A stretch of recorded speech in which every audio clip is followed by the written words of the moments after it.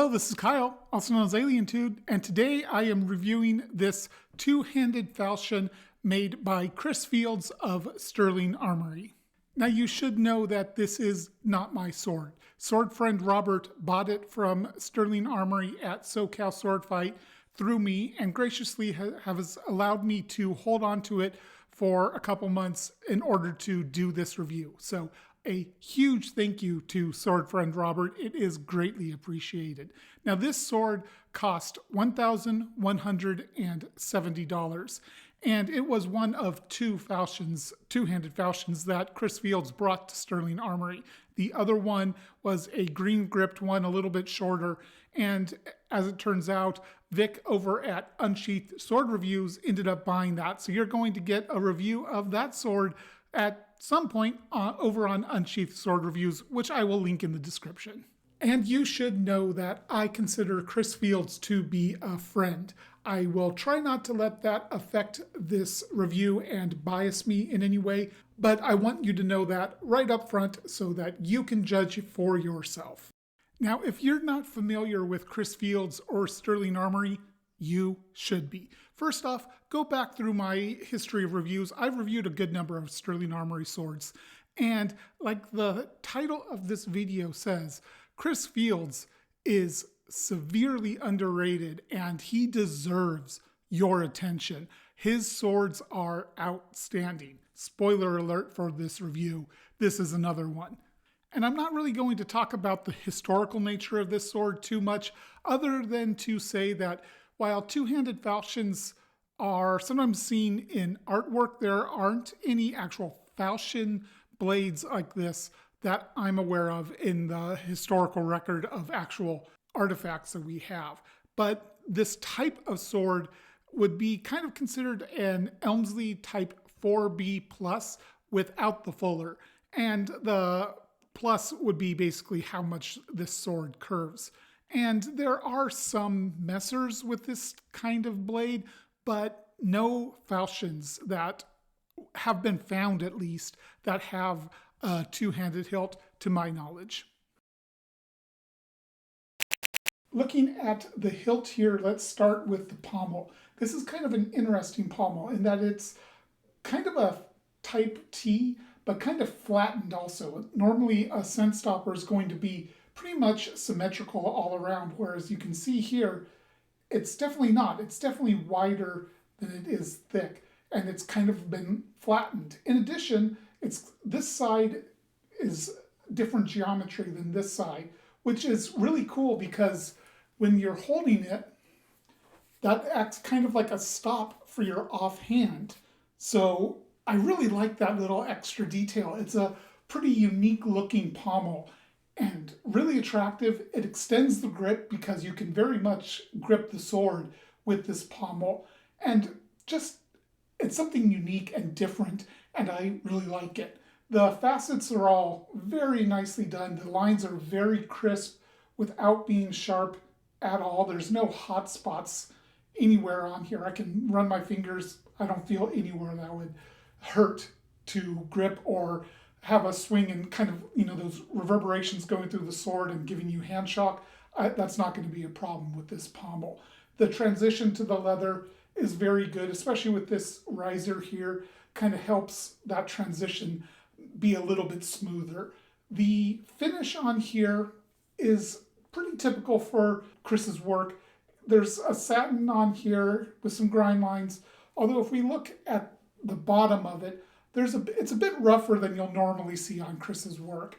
It's got some errant hammer marks and just some scuffs, and it's not quite as clean as you will normally see on Chris's work, but it's still very effectively done. And something else I really appreciate about Chris's work is that this is stainless steel. Some people don't like stainless steel on hilt furniture. For me personally, I love it because it means I have less need to keep it perfectly oiled. I'm not going to worry about the pommel and crossguard rusting. So if you can get stainless steel to look good, which I think Chris does, I love it as a hilt component. The grip on here is this really beautiful and vibrant blue. I love this color. Blue is my favorite color, and this blue in particular just really pops and gives the sword some eye-catching appeal. The shaping is excellent. It's not particularly complex. It's almost rectangular, but the corners here are rounded over, so it ends up being a little bit closer to elliptical, but the edges here are pretty flat as well. I happen to really like this grip style. It gives you a nice width, but also has absolutely no hot spots. And then here it tapers in a little bit. It's a very subtle taper. It doesn't taper in nearly as much as a lot of other tapered or waisted grips where it'll end up being almost round here or even fully round. Here it's still definitely wider than it is thick right here. The risers are very well done, very crisply defined, and help lock the sword in hand very nicely. The seam on here is a little bit rough. Not rough is too strong of a word. On the risers, I can feel the seam a little bit with my fingers. And then right here, there's one spot where I can feel it a little bit more. It's not rough. It doesn't hurt. There's no hot spots on the grip at all. But it's just a little bit, and I'm talking a very little bit, less well done than it could be. And if I lock the sword in my hand and try to rotate it, let's see how well the sword stays in place and doesn't let me rotate it. Yeah, sword's not budging at all. This is very well designed for that, and I attribute a large part of that to the fact that the grip is a little bit more rectangular. It's not rectangular, but like I mentioned, the edges are rounded over, and it's not completely flat on the surface. There is a little bit of rounding, but it's a little boxy in the best way possible. The crossguard on here is what I would consider a variant of a Type 2 straight crossguard with an octagonal cross-section rather than what would typically be cylindrical with a flared out quillen tip, whereas this doesn't really flare out. It doesn't really conform to any specific oakshot type. That's why I'm saying kind of a custom Type 2. It's got these little decorative grooves cut into each end, and they do go all the way around the sword. On this one right here, there's a little bit of a rough spot where it's a little wider than the rest. Very minor detail. Just like the pommel, this is made of stainless steel, and the finish on here, like the pommel, is a satin with some grind lines visible, and a few spots where there's a little bit of flaws in the finish, a little bit more than you would typically see on one of Chris's swords. There's one like right over here. And if we look at the gap in the sword, where the sword meets the crossguard, it's pretty much perfect. Chris does a great job on these gaps. These swords are fit to the crossguard very, very well. With this being a octagonal cross section and with the blunted portion of the blade right at the crossguard, I can definitely wrap my finger around the guard and finger the blade and have no fear of cutting my finger. And what this does is gives you a little bit more tip control and helps give you just a little bit more control over the blade, maybe at the cost of a tiny bit of cutting power. And now it's time to talk about the business end, the blade. As always, here's my measurements. So this sword is really designed to be able to be used one or two-handed with a 34-inch blade. It's a pretty long blade for a falchion, but it is still wieldable in one hand and comes alive in two. The finish on here is very typical for Chris Field's, which is kind of a modern satin. There's a lot of grind lines visible, and it gives it a little bit of a modern look to it, but it's still an attractive look. I kind of have compared him before, his styling, to Angus Trim with a different look. They both make modern looking swords. Chris at this point in his career has a steadier hand than Angus Trim, so there's going to be cleaner lines. But overall, it's definitely a modern look. You don't get the same sense of potential historical nature that you might get from some other makers who try to go for that look. That's just not what Chris is going for.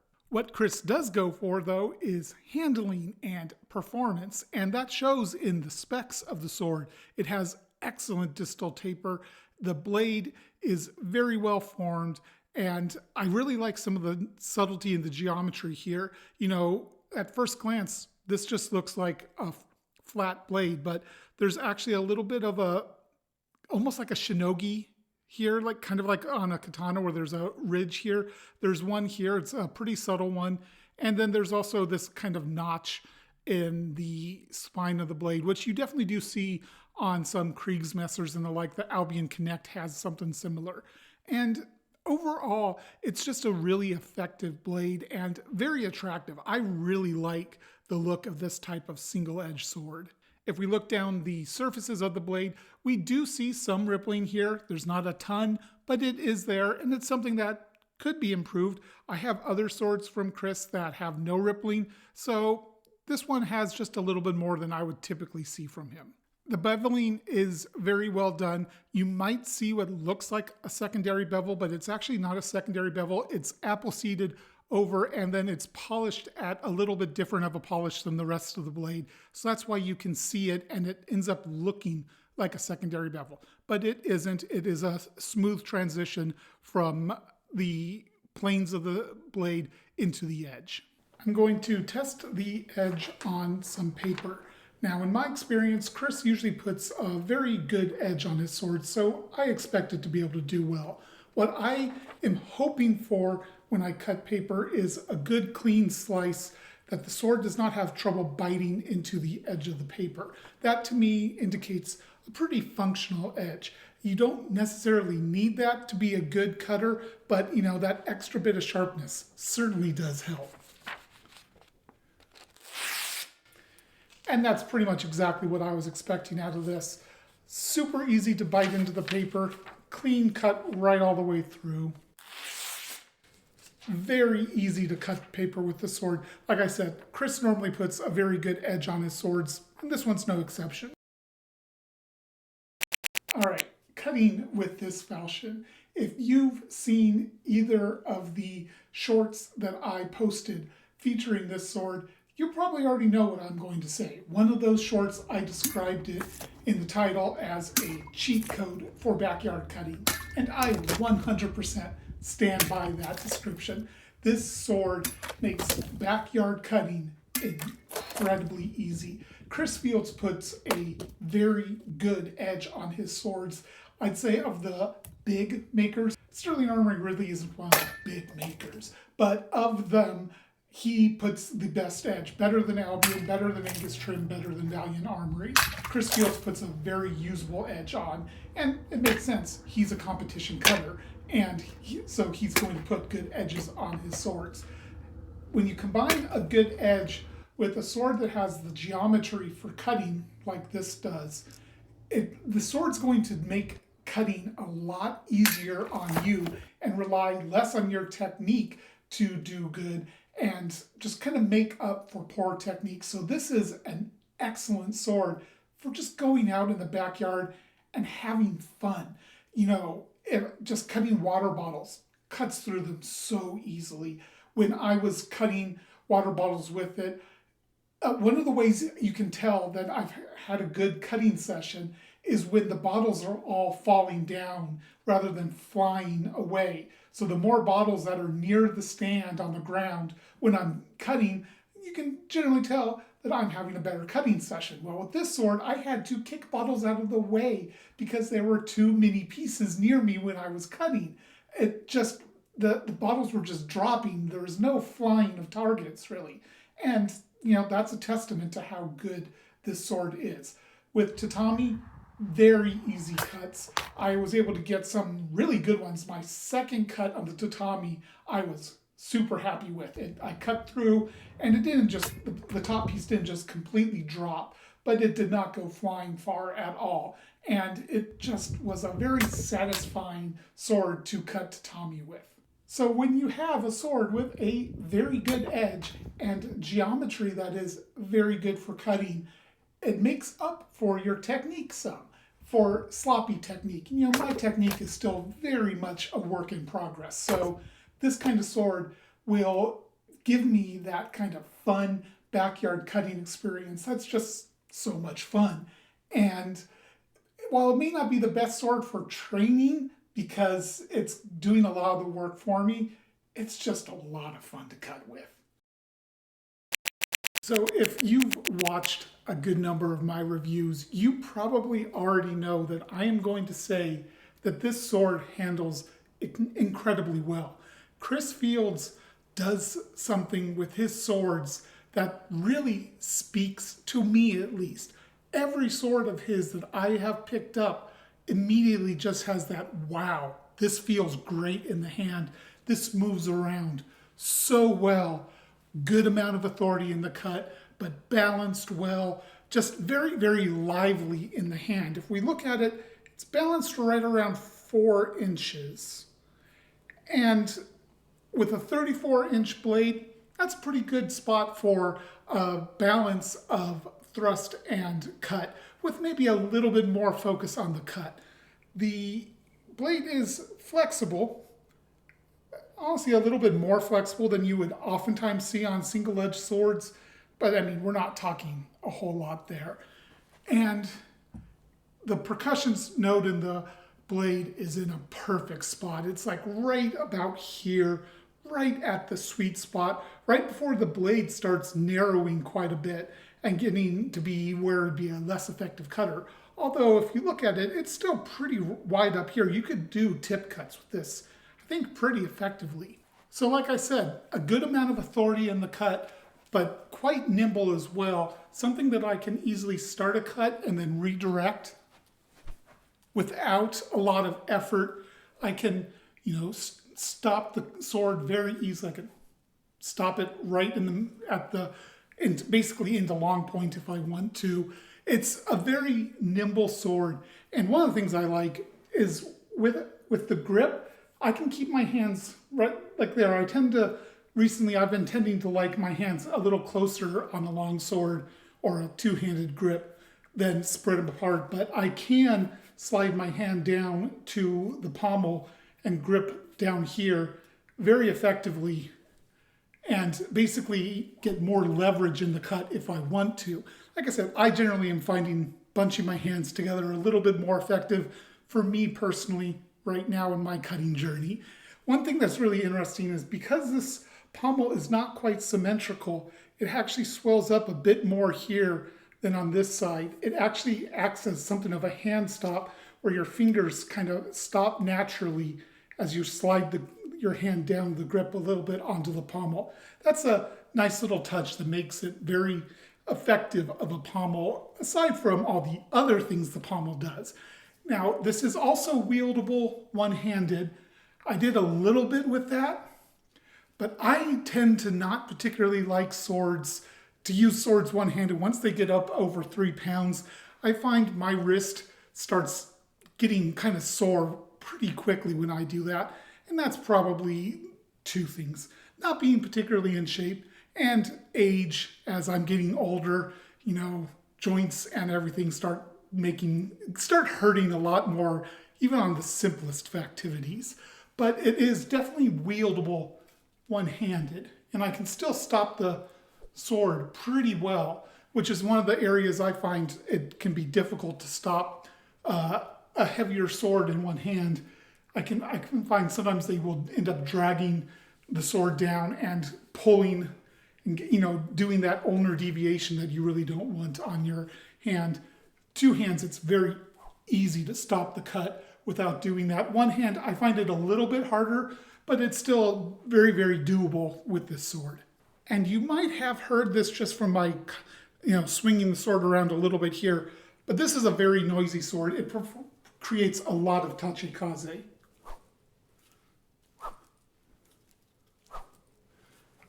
So a very noisy sword that is good at telling you when you have good edge alignment. I also noticed when I've been practicing with the sword some, if I don't get good edge alignment, it's not forgiving in the tachikaze. It does not make that noise when I am off on my edge alignment. So that's a very good tool for practicing. One thing I like about this sword, the fact that it's two-handed but still wieldable in one-handed, is how you can extend a thrust by using the offhand. Let me see if I can capture this on camera. So if I'm using this two-handed and I thrust like that, if I thrust like that, that's about as far as I can go without really overextending and falling over practically. But if I let go with my right hand, I can get that a lot farther out, which is a cool feature of two-handed swords that are not so heavy that you can't deal with them in one hand. So I've got two swords I'm going to compare to this falchion. Unfortunately, neither one is a particularly great comparison. I'll get into why during those segments. Here is the Albion Connect.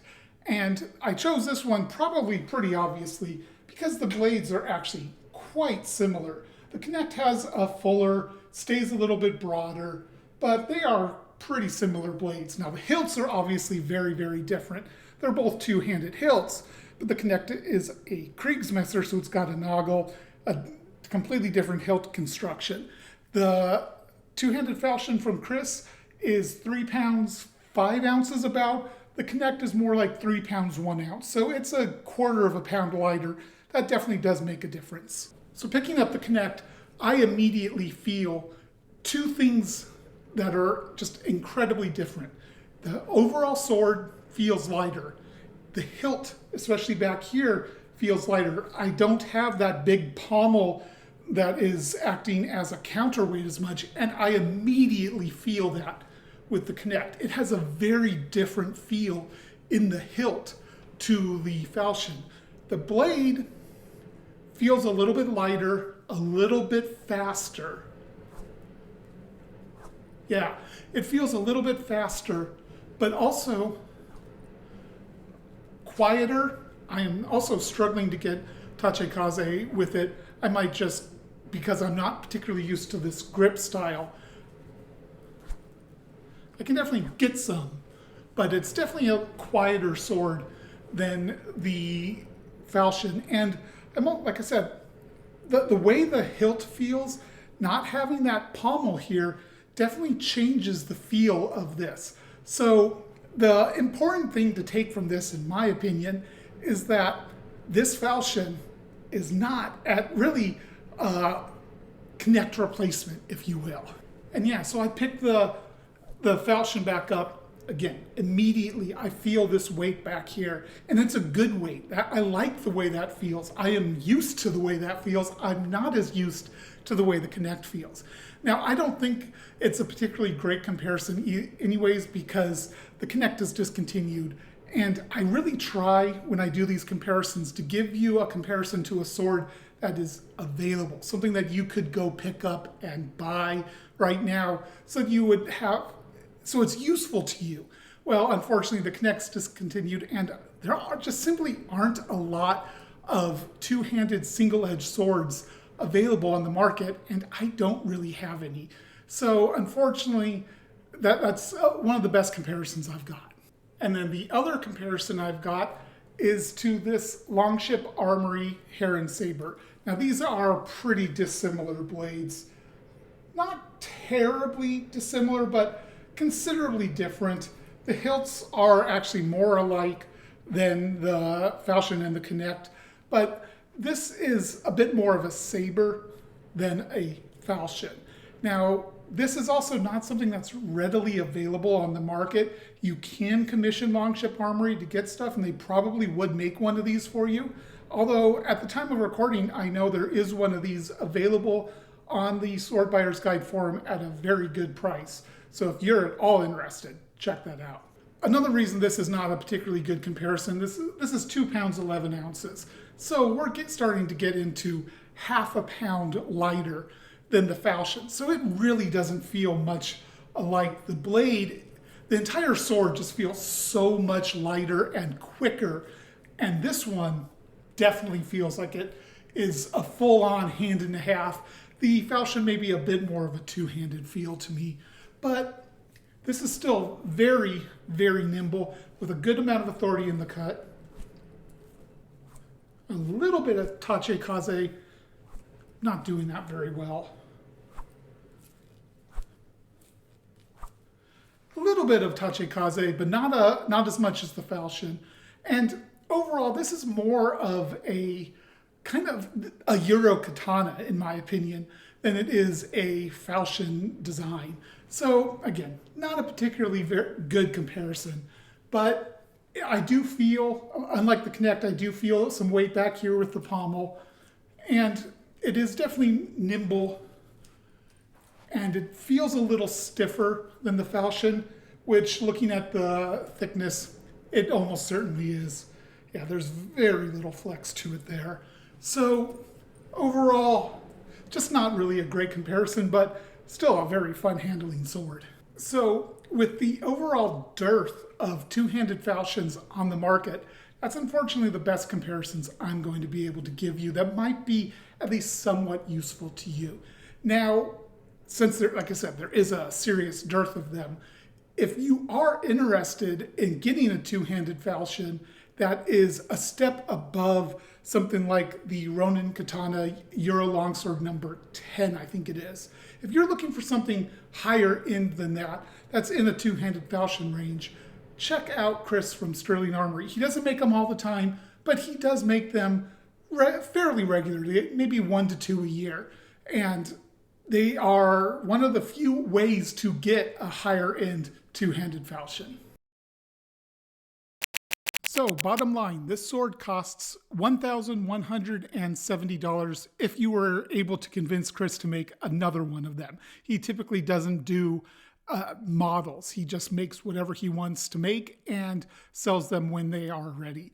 But what do you get for that price? You get a sword that is an absolute cheat code at cutting. I cannot stress enough how easy this sword makes it to cut the type of targets that I like to cut: water bottles, pool noodles, and tatami.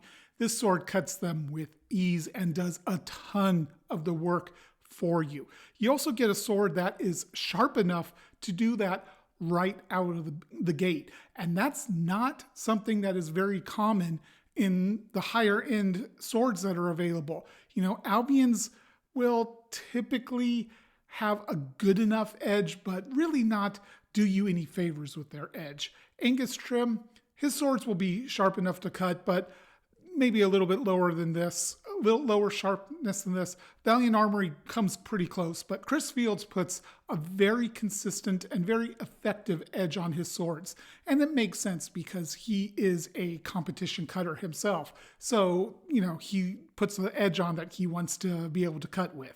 You get a sword of a type that, while we don't have any historical examples of these in museums or anything like that, is just a gorgeous example of what a two-handed falchion could have been. I absolutely love the blue grip here, this pommel, the kind of squished scent stopper. I love the look of it. Now you do get a little bit less finish than is normally seen on Chris's swords. There's a few more flaws in the finish here and there. These are very minor things though, and to my mind, they don't really detract from the sword at all. So is it worth that $1,170 price tag? I don't think it's any surprise that I'm going to say yes. I have been gushing about this sword during this review, and honestly, I gush about Chris Fields' work whenever I review it because he deserves it.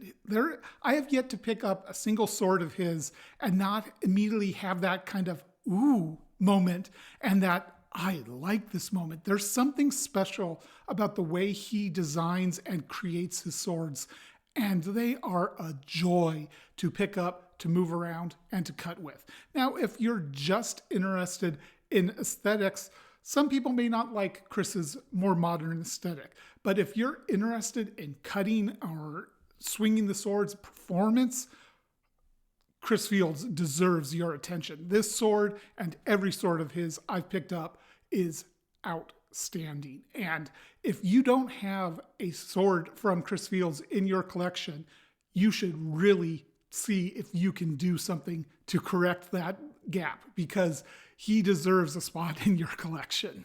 And that's going to wrap up this review. Once again, a huge thank you to sword friend Robert for allowing me to review this sword. And for everybody else, make sure you hit the like button, subscribe, leave a comment, all that stuff that YouTube wants you to do. And seriously, if you don't own a sword from Chris Fields, fix it. Until next time, Alien 2 out.